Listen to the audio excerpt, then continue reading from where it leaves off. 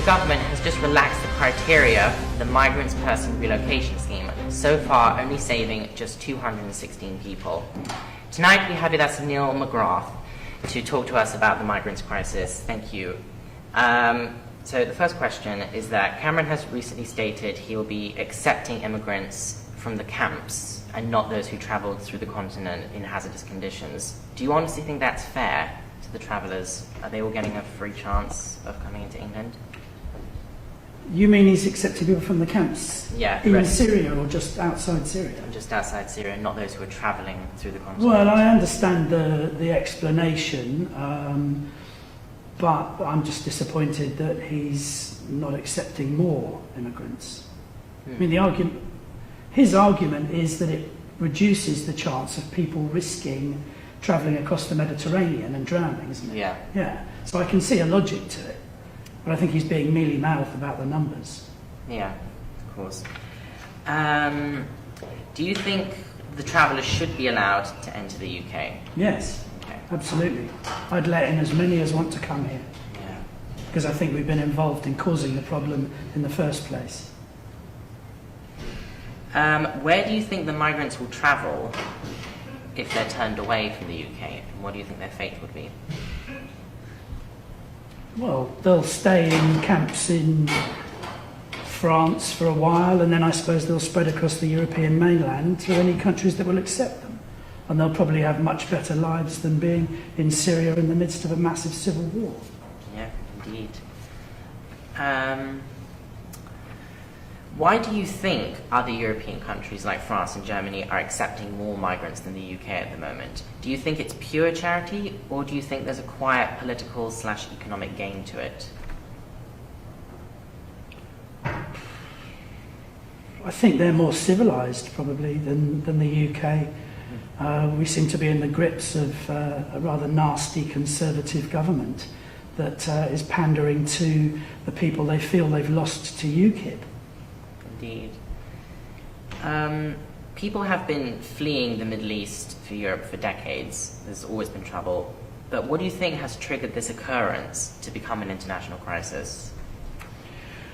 The fact that people have been washing up dead on holiday beaches in the Mediterranean, when it affects the first world and the rich and white people, then something gets done about it. It was the same with AIDS. Indeed. Some very interesting points. How long do you think this crisis will last? Until women rule the world. So is Hillary Clinton going to save us? Oh, I don't know about her in particular, but I think as long as men are running things, we're going to be in trouble because they don't value life. If you were British Prime Minister, would you allow the migrants in, and why?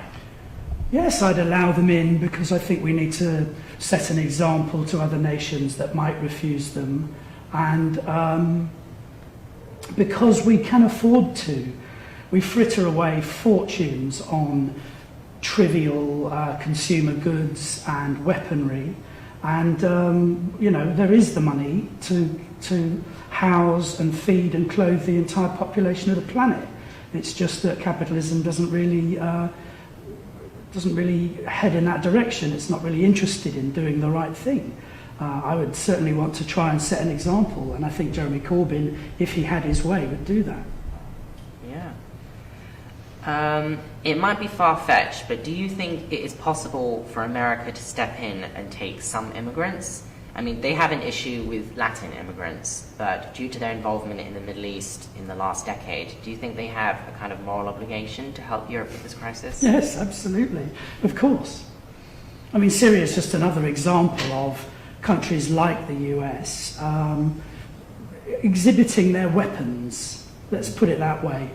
Each time there's a war like this, all the arms companies absolutely love it because it gives them an opportunity to display how the stuff works, and then they can sell it to countries like Saudi Arabia who have seen it working in action rather than it just being theoretical.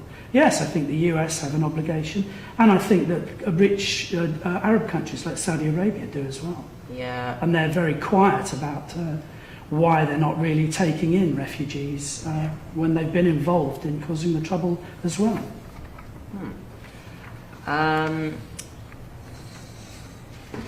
If the people from Britain were facing a terrible crisis and had to flee somewhere for safety, which country do you think people would travel to? Not necessarily a country in terms of distance, but one that they would be aware would be more lenient towards accepting them.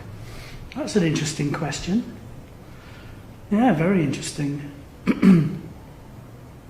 Well, I suppose maybe Australia, Canada, the United States, I suppose for historical and cultural reasons, British people might expect to feel relatively at home in some of those places. It's an interesting question. I don't really know the answer to it.